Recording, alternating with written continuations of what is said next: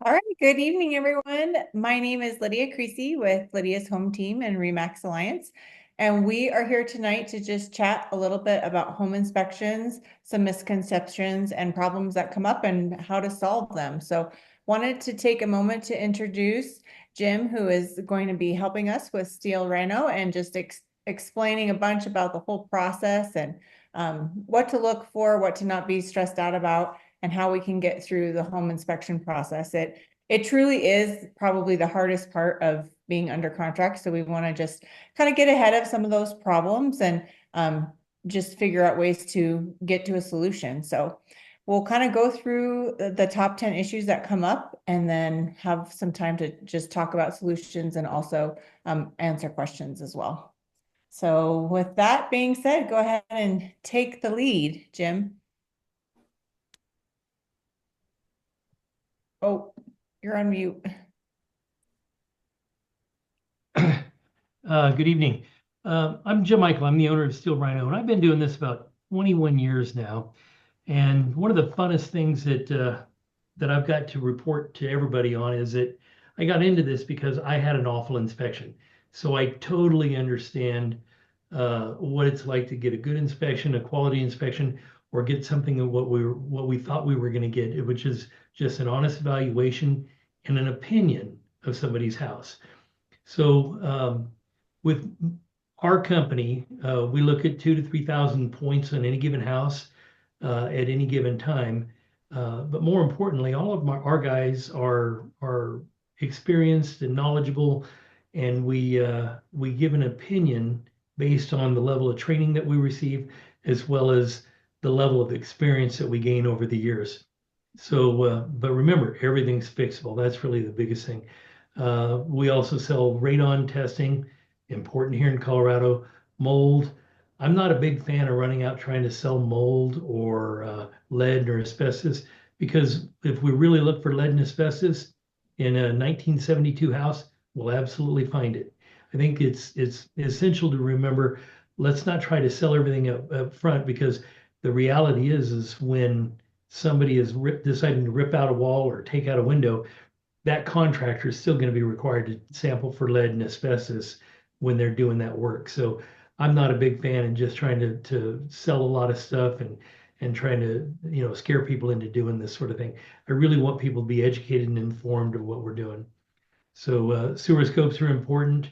Pools we don't run into an awful lot of here, but we do run into some. So that's kind of us in a nutshell. And where else can you go and have this much fun? Okay, so this slide here is pretty important. One of the biggest things that we have is roof damages as well as plumbing problems. And in both cases, water is the big key. We're dealing with roof damages or aging. I was on one today up in the mountains, and the sellers of the house unfortunately think that they had, and they did, they had a roof put on 15 years ago and it's perfect. Well, it's really not perfect when you go through 2 hailstorms a year up in the hills. But it's one of those where even though they've got little leaks now, everything can be fixed. All they have to do is do a little repairs today. But I think they do need to plan for replacing a roof. And I think being educated on what roofs do and how they protect us is really key and essential. Sinks, my goodness, there's so many problems that happen with sinks. Everybody's trying to improve their kitchen sinks, for example. They'll rip out the existing sink.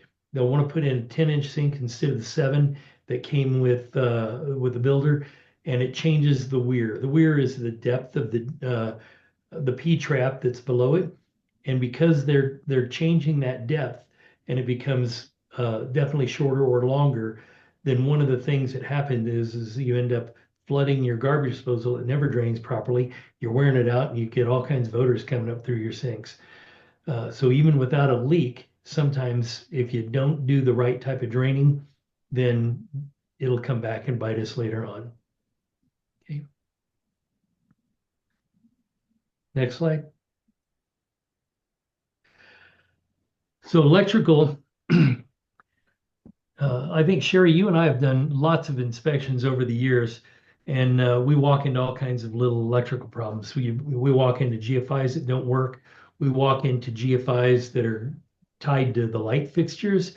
If we trip it, yeah, we walk into a GFI that you trip it in a bathroom and half the house goes out. They're putting too much on that particular circuit. But when homeowners are putting GFIs in their house, they don't always know the rules. There's sometimes you end up with, I call them nuisance trips. If you end up with a GFI in every bathroom of the house, sometimes they're still only on one circuit, and then you have to find the first one in line. Then you have to reset wherever the second one is, and sometimes they're on different floors. You're going up and down 3 or 4 times to get them all set, but they have to be set in a certain order.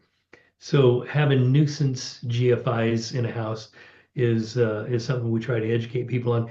Again, everything is fixable. Everything just needs to be evaluated, and it's one of those things that it's no fun for somebody that's buying a brand new house to get into.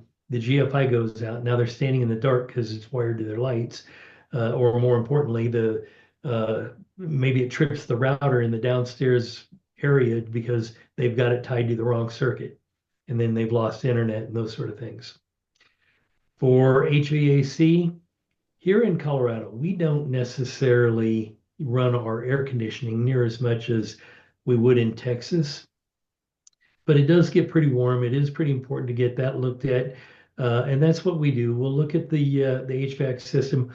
We'll try to identify old systems and also know that even if we've got an old system that's working, once it has a problem, the way that the new laws are written, people cannot change their or they can't repair the old system because the gases that we put inside of it are not allowed to be sold anymore.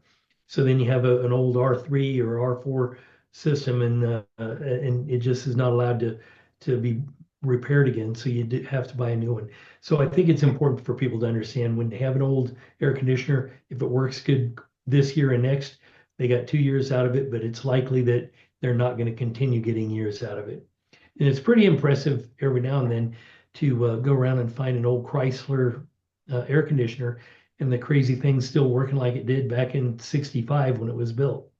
So it's fun seeing the old stuff work. Okay.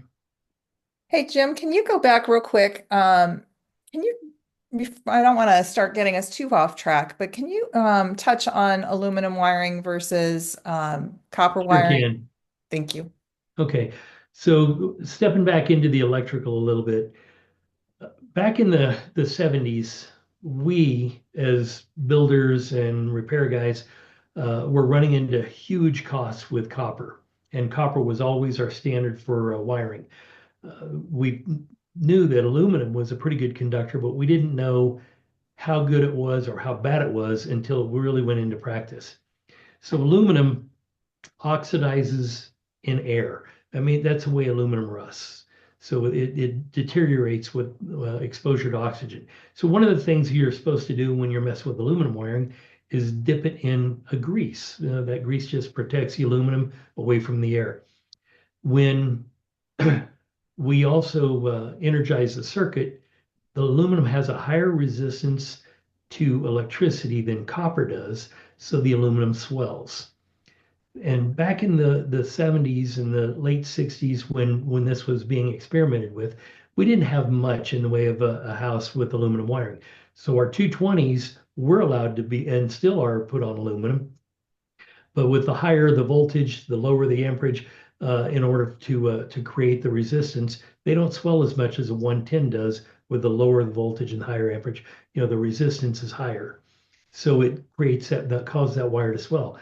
Then at some point, when the wire swells up, because you've energized the circuit and you turn it off, you've turned off those Christmas tree lights. Now the wire's swelling down, it leaves a little air gap in there, and then you end up with arcing and sparking and a really cool fire at some point. So aluminum wiring really did not turn out to be the best thing to do. So aluminum wiring is something that we as inspectors should always look for, and it's something we should educate our clients on. And more importantly, it's something that we should educate people. There are fixes to it. There's Copalum adapters, which are grease inserts that you put the aluminum into the grease, and then you also slip the copper into an adjacent hole next to it. So you're creating the circuit, and it's being clamped down, but it's also being airtight.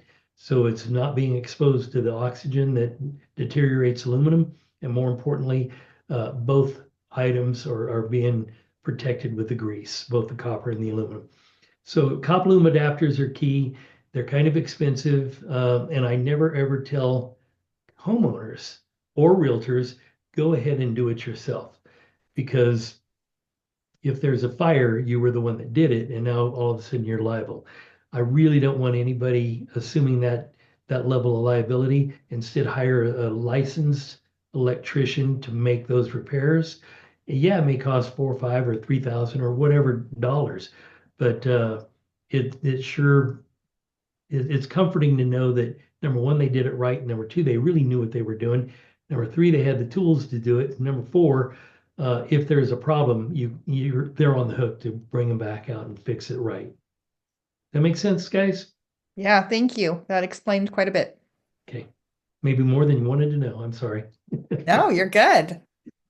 Okay. Any other questions before we go on to another area? I don't think Nope. so. All right. Water intrusion and drainage problems. This is gutters. And man, I'll tell you what, the houses we'd have so many less houses if everybody just kept their gutters in pretty good shape. Um, so when the snow melts and it gets down in a gutter and then it freezes, you end up with water backing up back through the right up under the roof and getting around the fascia. And then we end up with wood rot. We end up with some damaged fascia board. We end up with gutters that's starting to rust. And we ended up with all this water dripping straight down on the ground below where that overhang is. Inevitably, that water will create a backflow of water toward the home. As that backflow goes toward the home, it'll go down, it'll seep into the ground and either get up under the foundation of the house or up under the stem wall, and then you're ended up with water in your crawl space.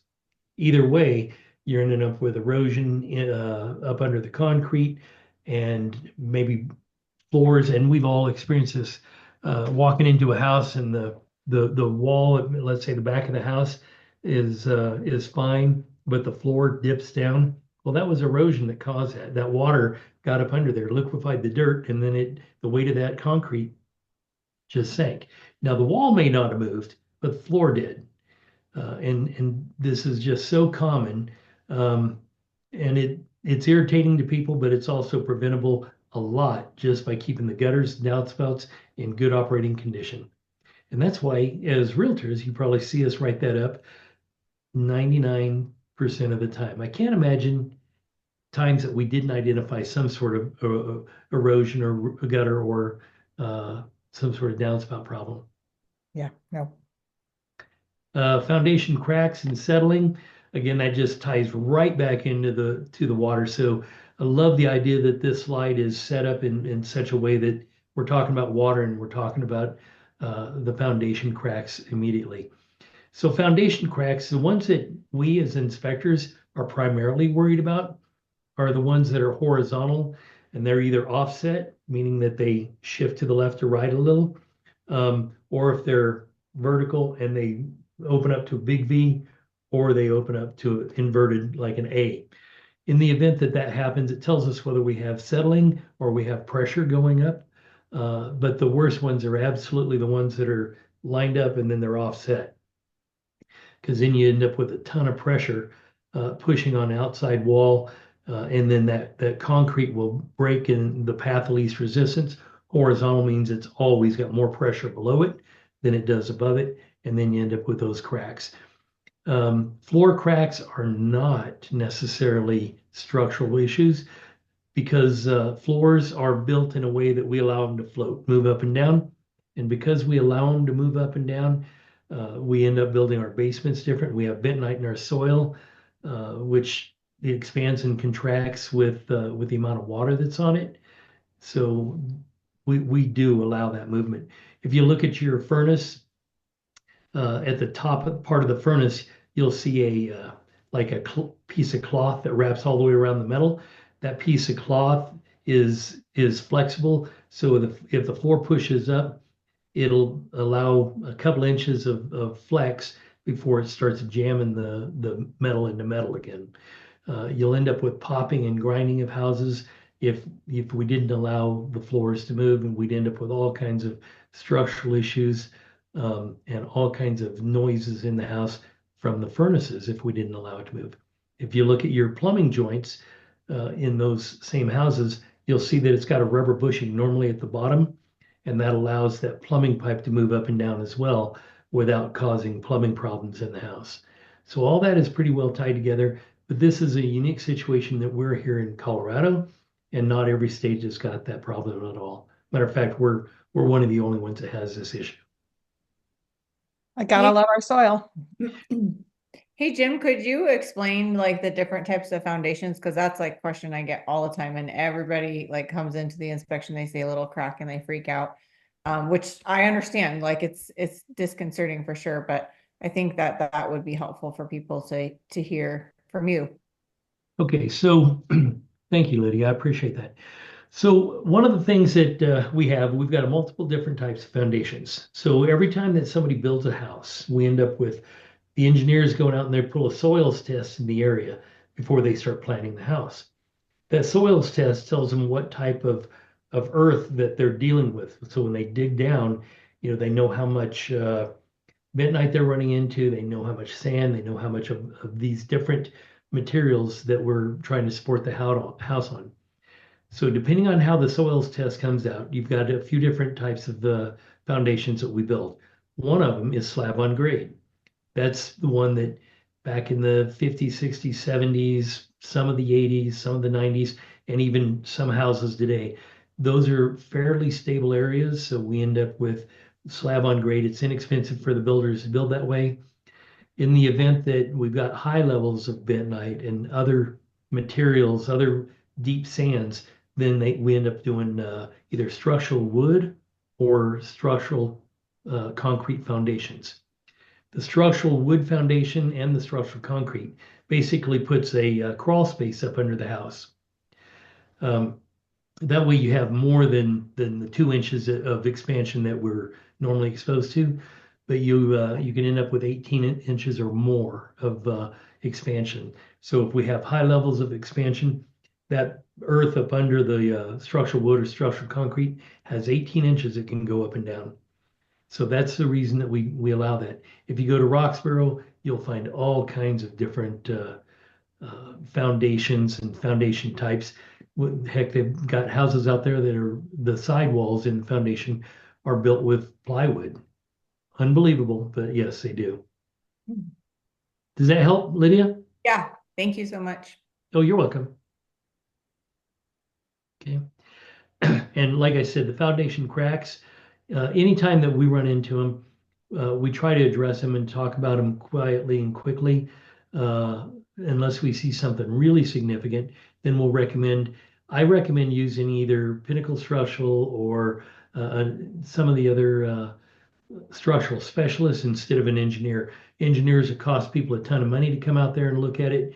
But a structural specialist, we've got two of them on our list that we refer off, and they don't charge people anything to go out and verify it. And the only thing it gets them is in on the bidding process if there is a real problem. They don't try to sell anything because they know they can drop off our list. Okay. That's important because I know a couple companies that'll tell you there's issues and price them real high, and there really isn't. Every now and then we hear about those, and then those companies are kind of weeded out. So we've vetted this list of vendors that we've got for years and years. And most of these guys I've worked with for 15 or more years. Yeah. So they're pretty honorable. I love your list. Ah, you're an angel. So we've got number 7, poor attic ventilation and insulation.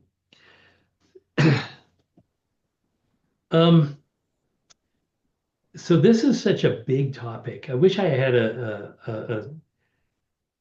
I don't know, a sample attic here because it's a smoke house and we've used it before, and we fill this attic with smoke, and then you open up a top vent and it shows you how little ventilation it has until you open up the bottom vent, which allows a draw and it clears out the smoke. And that's like this picture here, all this stuff, let's say that there's gable vents and soffit vents and roof vents. Well, the only thing that is going to work in this one is probably the roof vents. So all the heat in there is going to build up. It needs draw. It needs something to suck it out. So in attics, what we look for, you guys probably have seen our reports and you've seen that I normally put the temperature on the front page. Here's what the temperature was, 78 degrees. And what we're looking for when we get in the attic is something no more than 25 to 30 degrees above the exterior air temperature. So if it's 78 degrees outside and it's 150 in the attic, well, that's significantly more than the 25 to 30 degrees that we're looking for a change. So then we know that we don't have enough ventilation. It's either uh, vent stacks on top, which are good for 300 linear square feet that's below on that floor in the attic, or it's lack of draw from the bottom, or it's clogged up gable vents because I don't know, birds and squirrels built nests right on the other side of it, and it's just not allowing a good pass through of air. So anytime that we have that, all that heat builds up in the attic.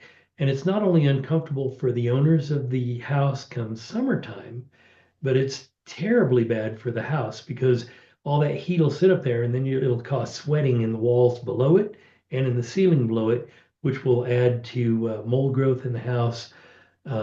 It makes it a very unhealthy home. One of the worst ones I looked at was several years ago. I drove up and it looked like the house was bleeding on the outside. Oh, yikes. Yeah, it was so hot in the attic that everything down below it, it couldn't it couldn't exhaust itself. So houses have what we call the chimney stack effect. So naturally the hot air rises to the top of the attic, exhausts out the roof through the gables vent or the roof vents, and then it draws in air from the lowest air of the house, so it creates a suction that continually works its way up. It's the natural exchange that we need in houses. But this one was so tight that the air couldn't go anywhere. So it was just pushing out through the sides, creating all this condensation, mixing with the outside air. And then it was just bleeding down the outside in between all the wood. I mean, it was just, are you kidding? It was really bad. And the funny thing is, I was talking to the guy that owned it. He was so proud of himself. He wanted to find out why his house looked like it was bleeding, but he was so proud of how much insulation he put in the attic.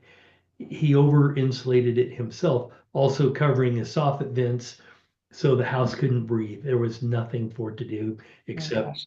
exhaust out the sides.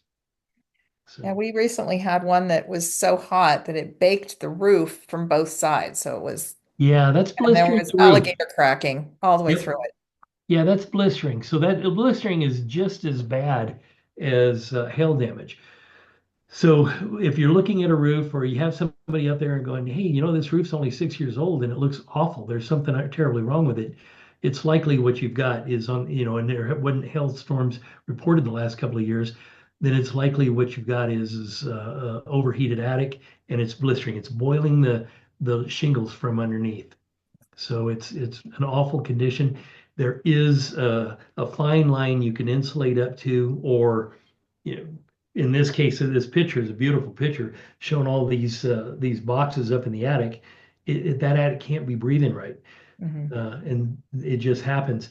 I've been in attics where there's so much condensation, not from rain, not from leaks from the exterior, but because it's heated up and just the condensation in the air is forming on the bottom of the nail heads, and then it's dripping all around. It's raining inside the attic. Oh, wow. So yeah, it's kind of fun. I mean, it's interesting to see.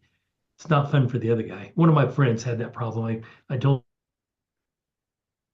Oh, we just lost Jim. him what he had to do, and once he did it, it fixed itself. Yeah. Any other questions on that before we look at the next one? Mm-mm. All right. Exterior problems, peeling paint, damaged siding. Oh my goodness. Caulking and paint is probably the best thing that any of us could do to our houses. I always get a kick out of walking up to a house and they just painted it, but you can look at the trim boards or anywhere around the windows, anywhere, and you can just touch a piece of the trim. And if your finger goes through it, they haven't taken care of it for a long time. They just, caulked it and then painted over the top of the caulking to make it look pretty. But the reality is it's still, it's just people that just neglected the house. Um, all that's fixable, but unfortunately, it does take a few $1,000s to have a quality painter come in. I always tell clients, hey, listen, you know what? Have a painter come in. If they tell you, most good painters will include up to 10 linear feet of board replacement if they run across rotten boards as they're prepping the house for paint. I said, let them do it. And in the event they tell you that there's more, pay for the extra board replacement because it's going to come back and haunt you otherwise if you don't. I love the peeling paint. Sometimes you'll end up selling a house as a realtor, and if it was built in the wrong era, peeling paint is your nemesis because all these other people that are coming through. If it's me, I'm going, yeah, it needs to be painted, treated and painted. But the reality is some banks aren't going to lend on it. If an appraiser shows up and says, hey, it's got peeling paint, it's 1978, it's probably lead paint. That's their first thing. And the reality is you painted over it 30 times in the last 40 years, it's probably not lead paint. It's probably a lot of the other stuff that's laying on there. But they're gonna say that, and then it's just a bear for as realtors for you guys to deal with and as clients to deal with. Yeah. So I really like to see much better paint, and people taking care of it. It always gives me a better feel when I get out of my truck and walk up to the side of the house and it looks pretty good versus, oh, okay, well, here we got, caulk and paint needs to happen first thing out of the chute. Yeah. So it is needed because it'll keep the water out and also help prevent some mold issues from happening. Mm-hmm. Great.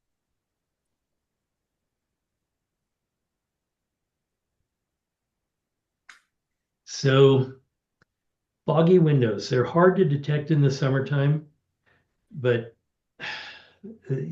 if you look hard enough at every window, you can see if it's starting to happen or if it's already begun. Foggy windows is definitely a sign that you've got a blown seal.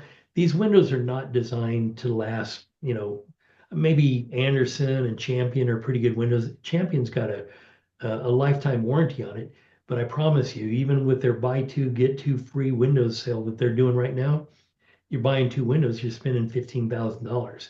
You're getting two others, but it's still $15,000, for two windows. So they're not cheap. So it's probably the best investment if builders could upgrade these during construction instead of the builders quality builders grade windows, I would be so much happier. Put a good Champion in it. um, all these window companies make much better windows than what builders are putting in. They look pretty, but they're good for, let's say, 7 years maybe for a builder's window. I don't count on them for more than that. You've got the single hungs that when you go to lift them, they're going to get cattywampus on you. Then they're going to be hard to close. People are going to jam them. You're going to crack a little piece on the inside. Those windows are going to fail even sooner. Sliding windows, they're just going to get stuck. So yeah, it the drafts, the improper insulation, wood rot on the front, wood windows in our environment is awful.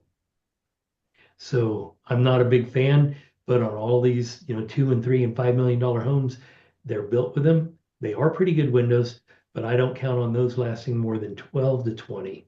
But it's the frames, it's the extreme heat that we have in the summertime. I mean, it may be 105 degrees outside, south side, or maybe you're picking up a reflection off of a neighbor's window. I actually saw a window that was reflecting the sun so hot on a fence post that was near it. That fence post split, and it was a 3-week-old fence post. But every day for 30 minutes, it was just magnifying the temperature of that sun. Right, and it was kind of like taking a magnifying glass and putting it out there, see if you can start leaves on fire. Wow. So it's pretty interesting. These windows take a lot. And I'm not a big fan of putting film on windows because it will crash the seal even faster. So there are companies out there that offer seals or films for the windows. Um, if you do that, or if you're even looking at that, try to do it in an area that's being protected by a roof or a porch or something that overhangs it, because those films it'll just magnify the heat inside of it, and that window will get damaged even sooner. Hey, Jim. Yes, sir. Talk real quick about when it's like if the window's in good shape, but you got the blown seal when it's appropriate to reglaze. Well, that Think of that. yeah, you could do that, but it doesn't help the R value. The reglazing, you'll never get the R value back. So the R value, like on a, and I use Champion a lot because know a couple of people that work there. I do like their product. I've gone and watched their, their assembly process. One of my sons worked there for a while, so it was kind of fun to go in and see that. But they have that low E and the argon glass or gas that can go in there. But when you reglaze them, you don't have any R value. So the R value that you maybe once had when it came out of the factory, let's say it's an R6 or an R8, you're at R0. So Gotcha. there is no insulation value at that point. And then it'll start sweating even sooner. And then a year later, the people that got that done, they're going, boy, that was a waste of time and money. So not a big fan, but it'll certainly. My son, Kevin, when he bought a place years ago, uh, they reglazed two windows in his place. 6 months later, it was fogging again. Hmm. But it's just life. I mean, that's as good as they can do. It is a cheap fix, and it'll work for a little while. It's a Band-Aid. Good to know. Thanks. Okay. Oh, you're welcome, Jim.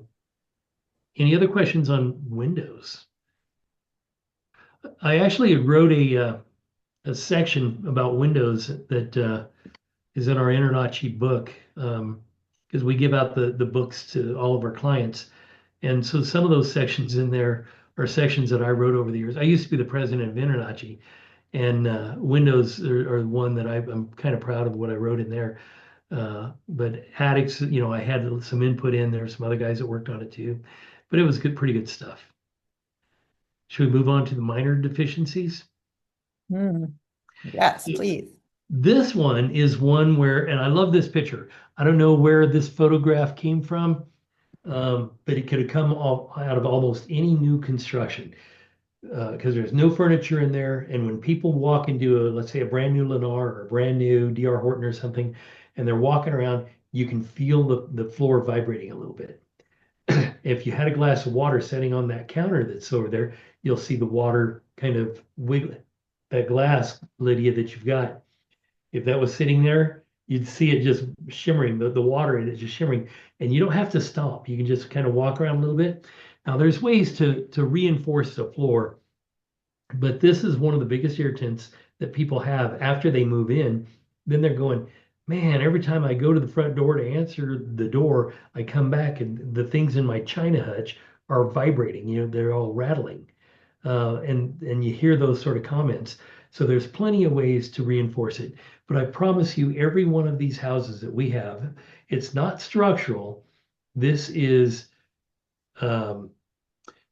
structural engineering to its best that's detuned because they're mass manufactured homes. If you took an engineer and he's building his own home, all these joists would have reinforcements and cross bracing between every one.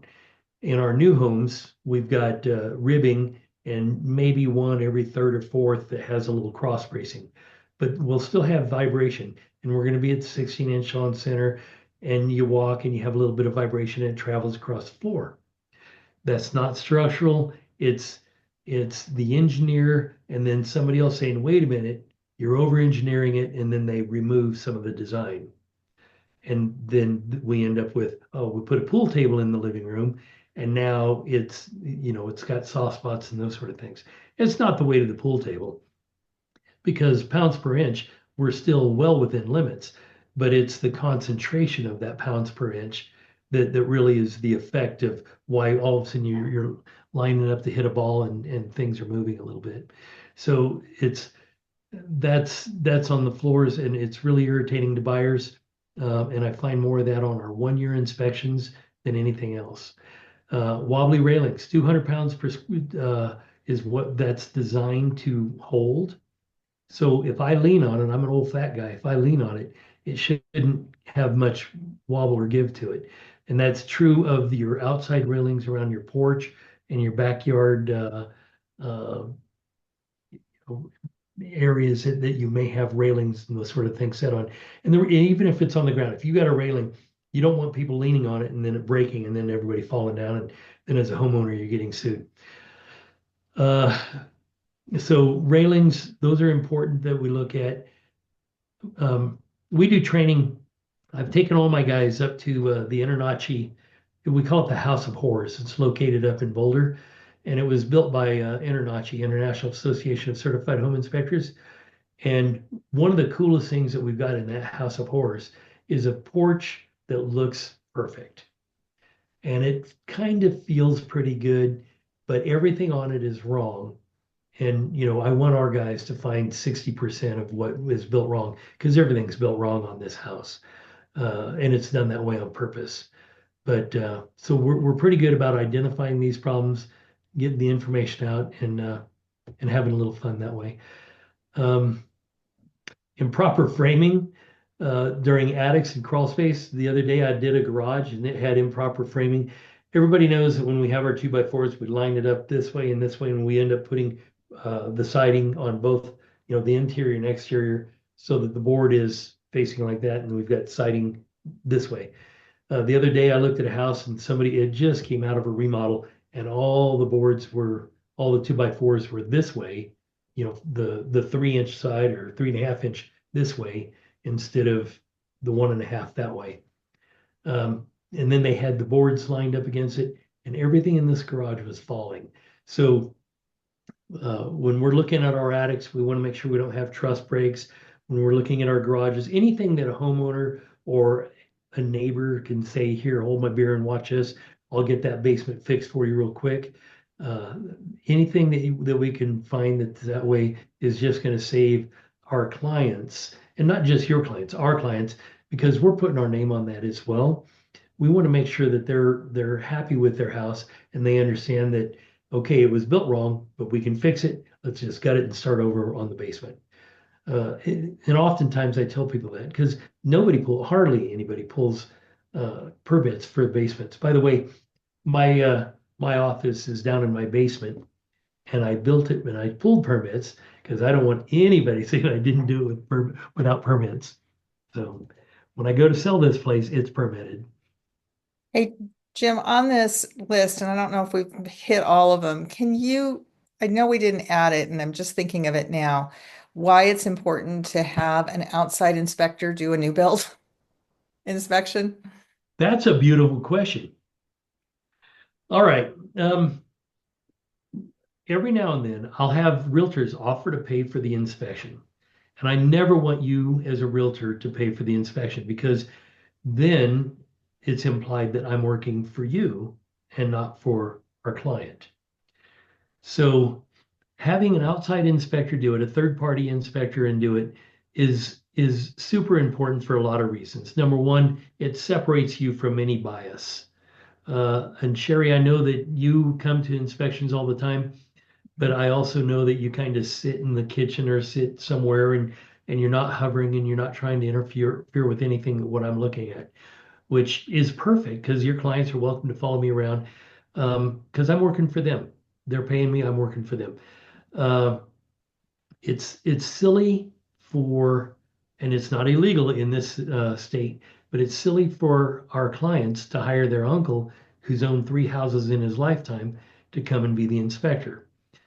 Number one, he probably doesn't have an infrared camera. He probably doesn't have a gas sniffer or a carbon monoxide detector. He probably is not up to date on the current codes. He's probably not up to date on the current building practices. He's probably not up to date on some of the new products that we use. Like, I don't know, how many of you guys, show of hands, how many of you guys have sold a Meritage home? You've got 1, 2 of you have sold a Meritage. Meritage homes are so differently built that unless you're out there watching it and really understanding how they build them, they don't have any attic ventilation in them. And every now and then I'll see reports from other inspectors, and I'll look at it and going, they're writing up the fact that this home doesn't have ventilation, but on the inside they show that the insulation is all the way across the gable. It's all the way across all the trusses.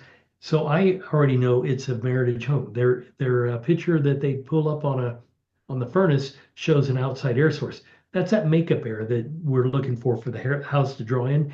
A Meritage home is built so tight that it has to have air forced out of it in order for the makeup air system that's on the furnace to draw air in. That's the way that the Meritage home is absolutely designed. I personally think that there's still some more research that they need to do because that insulation is so tight on the roof. If it ever does get a shingle leak, we're not going to see it until you're walking on that roof and you step through a soft spot on the decking, if you will. But the Uncle Tom or the Uncle Bill that's doing the inspection for a young couple is not going to have all those tools nor the knowledge probably of a Meritage home, which is totally built different than anything else out there on the market right now. So I think that's one of the important things, and let's keep it so that they're paying for it and not you guys. Great, thank you. Okay. Any other questions? So one of the things I'm going to just throw in some fun stuff. What's the last slide that I've got on this? I thought I changed it on you guys. The question and answer slide. Yeah, Alyssa? Yeah, Oh, there you go. All right. So one of the fun things that I do is I go to Africa and Nepal, and I help save these guys. So that's the reason that the name of the company is Steel Rhino. Because there's nothing cuter than a baby rhino when it's running and playing. And this is a big old white rhino. I've been charged by a white rhino. I've been charged by a black rhino. I've been chased by elephants, walked behind lions. I mean, this is a good thing to go out and help save these animals and have a little fun with them. So the reason that I named the company this, my first tagline when I named the company was "Stand back, we're here." When you look at that rhino, you got to know it. That rhino means business. And now I've actually made it protecting what matters. So we're still protecting these rhinos, and we're doing what we can to protect houses and your clients out there. Love it. Thanks for backing that. Thanks for accelerating on that one. Okay, what else is next on this? I think I was going to talk about one of the slides and then Sherry and then Jim, just kind of Oh, okay. based on how we allocated everything out. So basically just kind of jumping in as like how it kind of relates to buyers and sellers today. But as far as buyers go, just making sure that you're hiring someone who's qualified and licensed. Kind of as Jim said, like a lot of people go in and they say, okay, I'm going to buy a new house and it's already getting inspected by the county or the city for X, Y, and Z. And so I don't need an inspector. And I can't even tell you the number of things that we've found with those situations. Either people who have are going to sell their house and they didn't know us at the time that they bought the house. Situations where maybe they never connected the sewer line, and so there's raw sewage that's just been hanging out under their house. So yes, it was inspected, but maybe that inspector wasn't paying attention and wasn't really doing all their due diligence. So just super, super important more than anything is to make sure that you're hiring somebody who's qualified, licensed and bonded and insured, because if a home buyer comes in and they hire someone to come out and do an inspection, that person isn't insured and there's something that happens, something that gets broken, then that falls on the buyer to get corrected and paid for. So we want to make sure of that as well. So we always super encourage our buyers to attend their inspections. I just feel like so much gets lost in translation in that inspection process. I mean, there's tone of voice. There's kind of like when you're sitting there at the kitchen table, kind of talking through the inspection, you talk about like maybe rating things like as far as like how bad they are. And I feel like that's something that when you just get a report and you didn't attend the inspection, you didn't see it in person, you're just like, it just feels terrible. Everything feels horrible. You just want to terminate the contract. But so many times things are very workable. So just attending that inspection just so that you can really have that education, because we see it quite often. You see it every single day. But as a home buyer, you're coming in and a lot of it just feels like a foreign language, and especially the things that are really specific to Colorado. Or on the opposite side of the coin, there's a lot of people that say, well, why aren't you testing for termites, or something that we just don't find here in Colorado. So super important part of the process. Read the entire report carefully. I mean, that's, there's, people are human, so sometimes things get missed, or maybe we talked about something to get added to the report. So that's just super important. Just making sure that you're reading through it. But I do think almost it's super helpful to have that summary, so it's not so overwhelming. There's not like 60 pages of everything redlined, like this is terrible. So I think that's important. And that's another thing we say to buyers too, is that, it is going to come back with many pages, no matter if it's a brand new house that's in almost perfect condition, there's still going to be quite a few things, because there always are things. You guys are hired to find stuff that's wrong, and you do your job. So that's great. So don't freak out about that. And then as far as panicking over minor issues, that's number 4 on our slide. Yeah, there's a lot that kind of like maybe cosmetically could be seen as an issue. But really coming back to those top 10 things that you mentioned, as far as the foundation, the roof, HVAC, water intrusion, we see the gutter thing all the time, like every single house that people don't have their gutters down. So, it's good for us because we can kind of see that stuff even when we're going to take the listing, or if we're going just to show the house, and we can point out things that are, things to be mindful of or to watch out for. Because I think a lot of people, myself included, until you see it as a problem, you don't, you wouldn't even think twice about it or not even know about it. So I think that that's a huge education piece as well.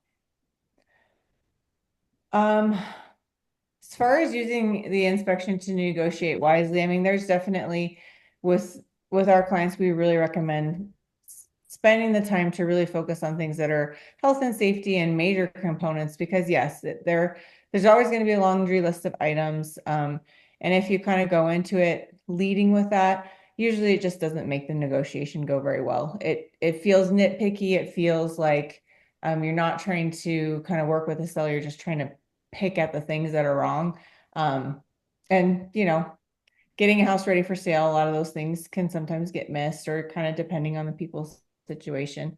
So just really prioritizing. And again, that kind of comes back to being there at the inspection to just understand that process and kind of where things rank as far as how terrible it is, or how fixable it is. So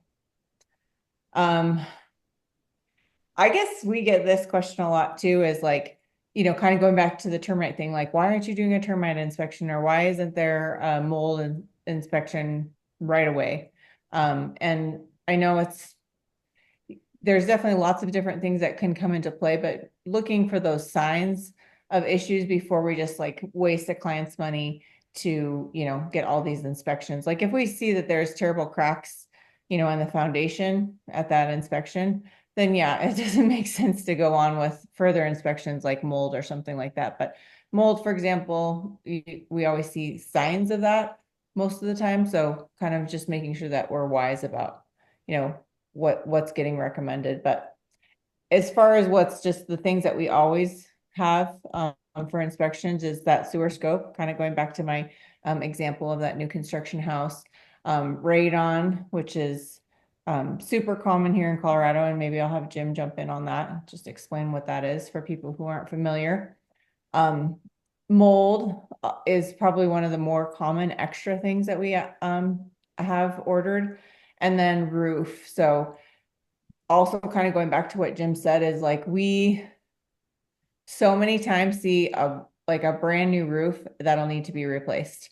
I had one like a couple years ago where the roof was literally brand new, but the roofing company had not closed off one of the vents to the attic. And so like a whole family of birds had moved into the attic, and then they couldn't get out, and they all died in the attic. And so it was this terrible cleanup, and the roof was toast. And so, but it was only, a few months old, like 6 months old, and it had to be replaced. So no matter what, we always say that that roof inspection is super important.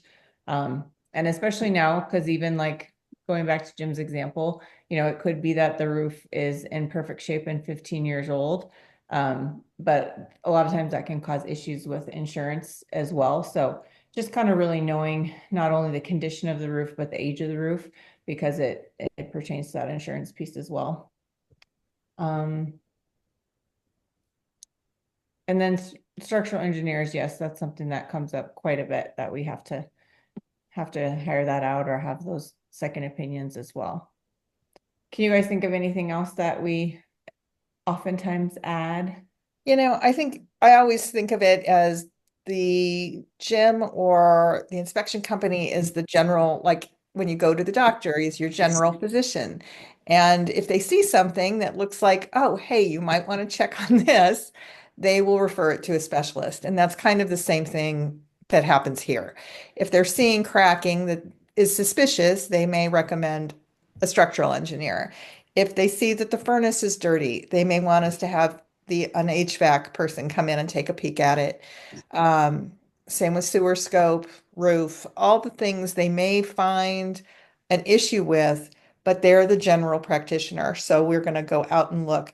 The one thing I would say about mold is, and Jim can speak to this as well, if they're seeing moisture intrusion anywhere, that's when we start to suspect that we might need a mold test. But mold tests are tricky because you have to, and Jim probably can speak to it better than I can, but you have to test in different areas and the air, and each one is fairly pricey. So you have to kind of know where you're looking and what you're looking for. But yeah, that's kind of my take on the additional inspections.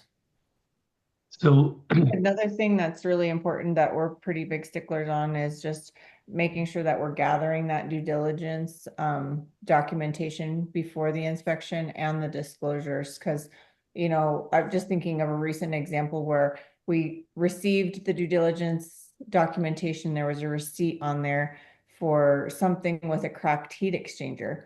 And it wasn't disclosed in the SPD or anything along those lines, but because we had that information ahead of time, just gave us more ammunition to really check thoroughly for it at the inspection, and that, and in the end, it needed to be replaced. Definitely was an issue. So just kind of how those things go hand in hand. So did you want me to go ahead and talk a little bit about mold? I'm sorry, mold and Radon. radon? Sure. Yeah. Okay. So on mold, in my company, I've only got myself and one other guy that's certified in mold. So I'll never have one of the guys go out and do a mold test if they're not certified. So every year I do about 25 hours of mold training a year. And some of the places I've gone is pretty amazing, down in Louisiana and Florida, in order to do some of this training. And I've done EPA training regarding mold as well. So some of the molds that we have here, even though we can get black molds, there's 250,000 strands of mold. You're going to hear about black mold, white mold, and gray. It's nothing to do with the color. When you hear people talk about, well, I had black mold in my bathroom or in my laundry room, they were looking at a wall and they saw a little black on it, and they're assuming it's black mold because it's black. Mold has got takes on every color you can possibly imagine in the way of what it looks like to the eyeball. What we're really looking at is what shows up in the microscope. So we pull air samples to show that, and we don't do the testing. We do the samples and we send it to a lab. My favorite lab happens to be in Florida. They'll do a fast turnaround on it. And mold samples are expensive, but we're paying a lab to do it, and they're putting their lab on the line if they call it wrong and it turns out to be something else. So with 250,000 strands of mold, only 10% of them are classified as black mold, which is 25,000 strands. Still a bunch, but we rarely run into more than half a dozen different strands here of black mold. Not like in Louisiana. They have all kinds. It's pretty insane. So I'm not a big fan of just running out there trying to sell mold samples. I'm not a big fan of trying to sell asbestos. I'm more a fan of, if we see it, then we'll talk about it, discuss it, and then either make a plan. If it's up in an attic, You can't pull air samples. There's companies that'll pull air samples in an attic or in a crawl space, and by the EPA standards, that's a big no-no. They can lose their mold certifications for doing it in unauthorized areas because there's always mold in an attic and there's always mold in a crawl space. You have to use tape samples for that. For radon, radon is a breakdown of uranium that's in your surface. So as uranium decomposes, it breaks into something called radium. As it starts surfacing up toward the surface of the earth, it gets really close, then it gets drawn in and into houses, and it gets loose in the grounds and those sort of things in the air. But once it starts mixing with oxygen, that radium turns to radon. And as you breathe that radon in, the alpha particle that was once attached to uranium sticks to your lungs, trying to cause lung cancer. That's what radon is in a nutshell. So in order to get rid of it, you want to put a suction tube basically up under your house that'll start drawing that radon before it reaches the concrete and going through the cracks and crevices of your concrete into your home. Because remember, that house is trying to draw in air from the lowest area, that vacuum effect. Then that's what's drawn in that radon. But if you create a straw basically, and you're sucking on it, then you're sending that radon out into the atmosphere. Once that alpha particle sticks to a shingle or a leaf or a speck of dirt or anything like that, then you can't breathe it in anymore. It's bonded to something else, and it's not going to bond to your lung. So that's why radon systems work. And that's really about the only thing that we have to fight. But the natural lifespan of radon is about 72 hours. So if it had a longer lifespan, Colorado would pretty well be fairly uninhabitable because it would be hanging around and it would never ever be able to get drawn down faster than it's being drawn in. So how's that for a fast science lesson? Awesome. Oh, great.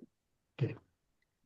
All right, so I'm gonna hand it over to Sherry and then to Jim to kind of talk about next steps. So I know we're kind of getting close up to time, so we won't keep it too long, but Sherry's gonna jump in and talk about ways to protect yourself as a seller. Yeah, so there are a couple things, and I know we have several here, but as we are close to time, I just want to kind of hit on the bigger ones. Um, yes, having a pre-listing inspection can be helpful. I have sellers that sometimes will say, well, I would just rather have the buyer find it, and then we can deal with it at that point. So there's sometimes places where you want to have a pre-listing inspection and other times you don't. And it really does matter on the seller and the situation.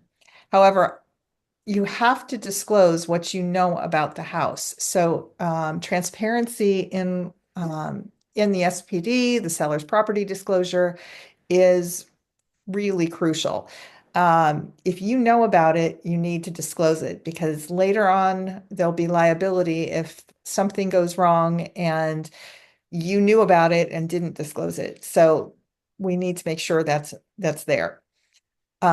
Sometimes you need to be disclosing things that have ever happened that you're aware of. So if you've known that there was a roof leak, and even though the roof has been fixed, we need to know, the buyer will need to know if there was a roof leak, even though the roof may have been repaired and maybe any damage that it caused has been fixed.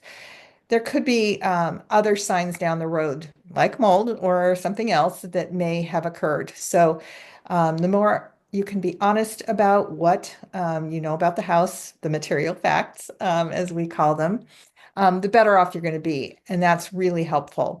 If you can fix the most common things around the house, if you have the house painted, a lot of people feel like painting the house is simply cosmetic. It's not. It really does protect the house and so many things for damage. So it's not just, the lenders. This is why the lenders don't like to lend on homes that have peeling paint. There are other issues with that. Gutters. Have your gutters cleaned prior to selling your house. Make sure those are cleaned out. Have the HVAC, the furnace cleaned and maintenance done. Make sure all those things are working because those are usually the big ticket items that you might want to know before you even put it on the market that there's going to be an issue. And when it comes time to the inspection, make the home easy to inspect. It's really important. I have so many times where if they have a gas fireplace, for instance, that they aren't able to, the inspector can't turn on the gas.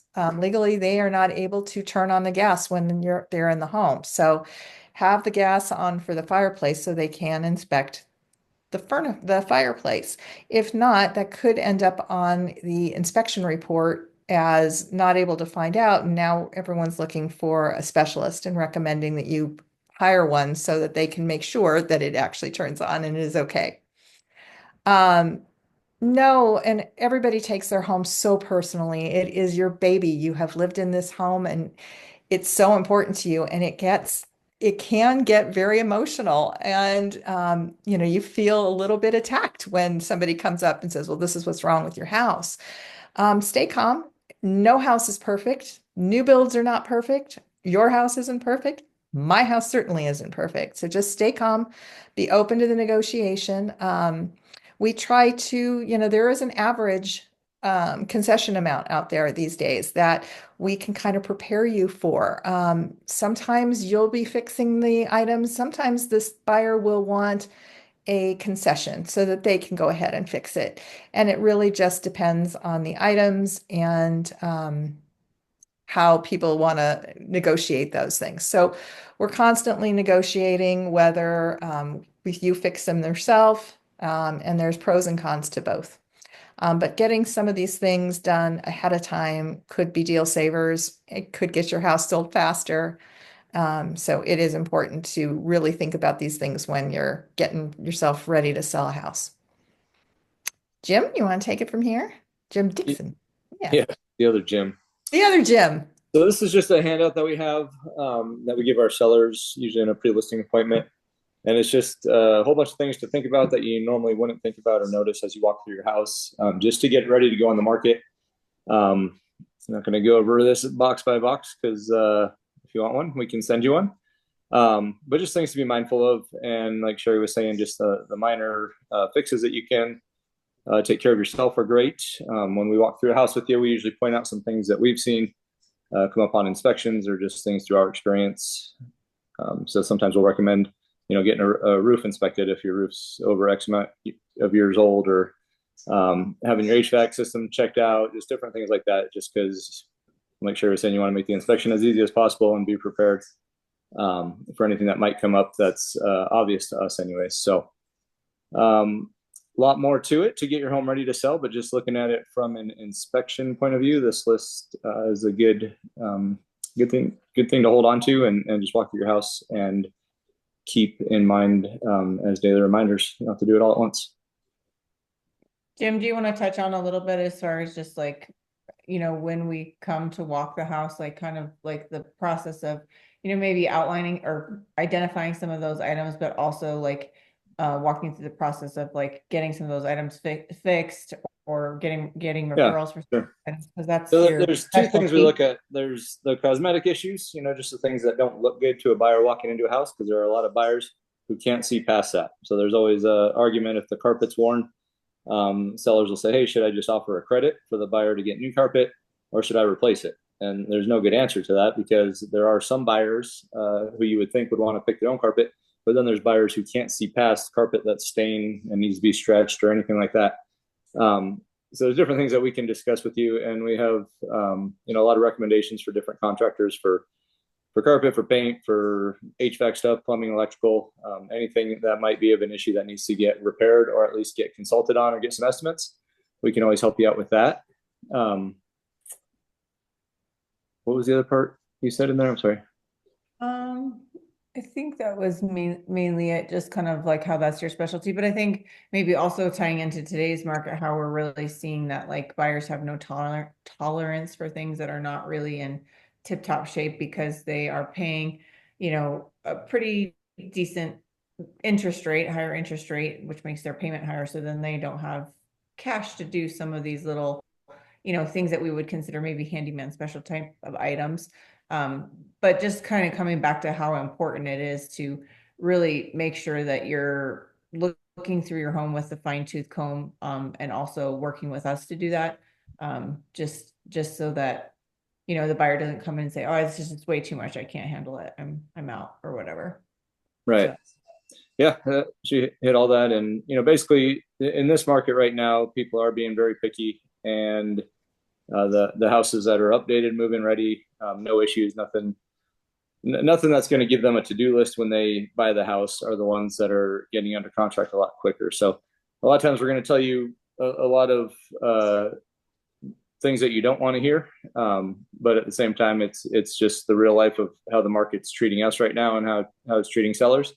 And just the experience that we have with, what the buyers are getting versus what the sellers are giving up right now just to get the houses sold. So sometimes not what you want to hear, but it's kind of what you have to hear to get a realistic point of view and not be disappointed by anything when your house hits the market.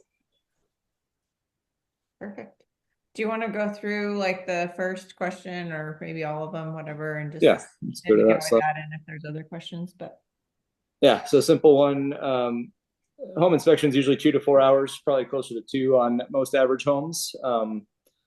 Like Jim was saying before, usually we'll recommend the general inspection, a radon test, and a sewer scope, because those are just kind of, the sewer scope obviously provides some things that nobody can see and nobody wants to see, but always an important aspect to look at. So the radon test will take 48 hours. So Jim will leave a radon monitor in the house, and he'll go back 2 days later and pick it up. And it takes the average every hour on the hour for the 48 hours that it's in the house to come up with the radon reading. But as far as the general inspection, just a few hours, and usually they'll give us a time to meet there with the buyers and with the agent to go over the review of what he's found. And then he types up a report and gets that over to us. So it's not a lengthy process. It's more lengthy for the inspector. But then there's a lot of buyers who want to, watch the whole inspection and talk through everything as it comes up. And there's nothing wrong with that either. But again, yeah, that 2 to 4 hour window, usually closer to 2 hours. You taking the next one there, Lyd? I'll take it. I can do, There you can go. can I attend the inspection? And the answer is absolutely, and you should.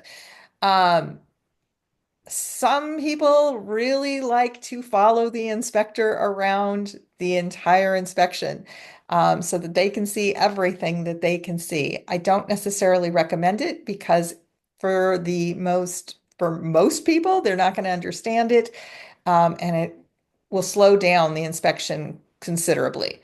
However, if you want to, always feel free. However, the inspector at the end usually will do a review of all the issues that they found, really walk through the major issues they found, and then they'll send the review, of course, the report later. But it's always nice to hear. You know, I had just recently, I had a buyer that all she really wanted to hear was from a dad, and Jim was able to do that for us. She wanted to hear from somebody that had a daughter. Would this be a house that you would be okay with your daughter buying?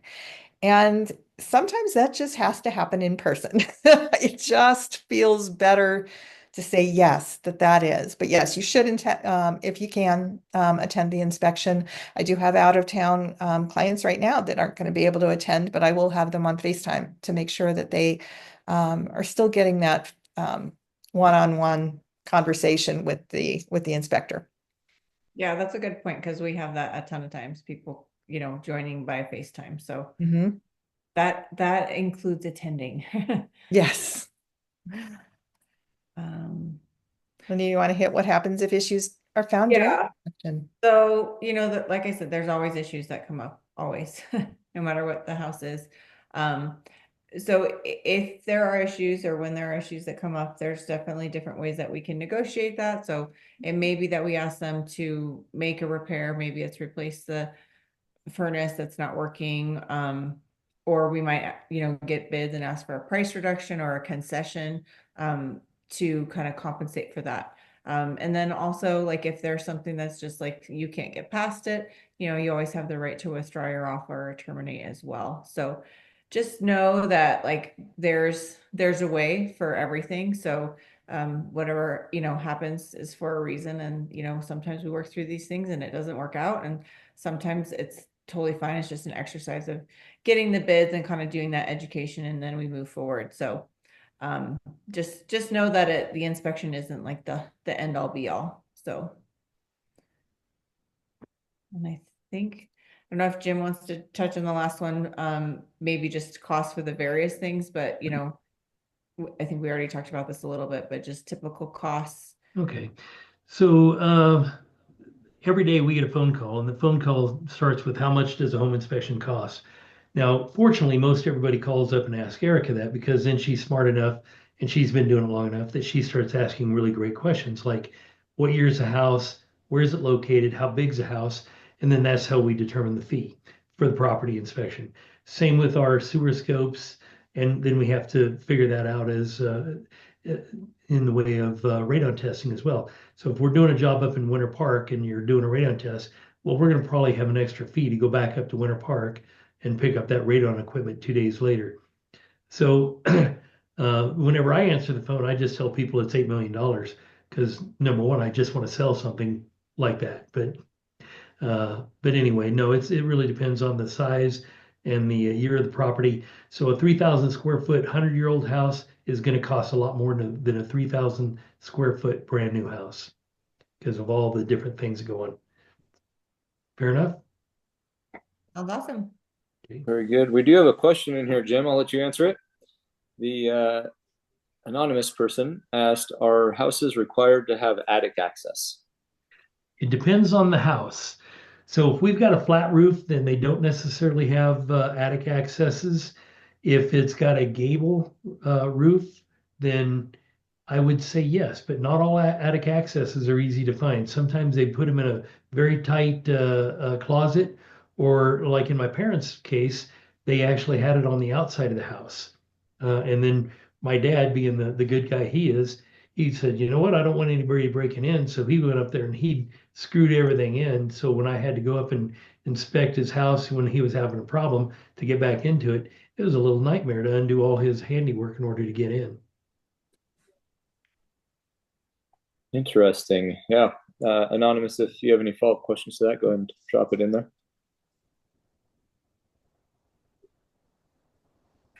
I don't see anything else there. Cool. Well, I mean, we are always available to answer any questions, and I'm sure Jim is as well. So just keep that in mind. You know, any questions that go beyond the panel that we did tonight, and then we'll also be putting this up on YouTube, so you can come back to it as a reference. It's something that we also include in our buyer packet, so you can easily reference it at that point as well, if you want to come back to it. Anybody else have any closing comments or? I just want to thank Jim. He gave me as many inspections as I've sat in, especially with him. I got some new insight on some things tonight. That's wonderful. Thank you. Yes, thank you so much for your time, for sure. I've got one, and that's for you guys, and not just for inspections that we're working on with you, but if you guys are showing up at a listing or anything and you see something that just doesn't look quite right, or you're kind of curious about, I don't know, a crack or anything, feel free to text me or give me a call and just send me a little message on it. And I'm happy to try to answer that. We've got great technology anymore. FaceTiming works really well on some of these things as well. So I'm happy to answer, and I want to be a resource to you guys as well as make sure that we're all working hard for the clients. Jim, you're wonderful. Thank you. Thank you so much. I appreciate all of you. Appreciate Have a you. good evening. Thank you. I think that wraps it up. All right. Thank you, Thanks. everyone.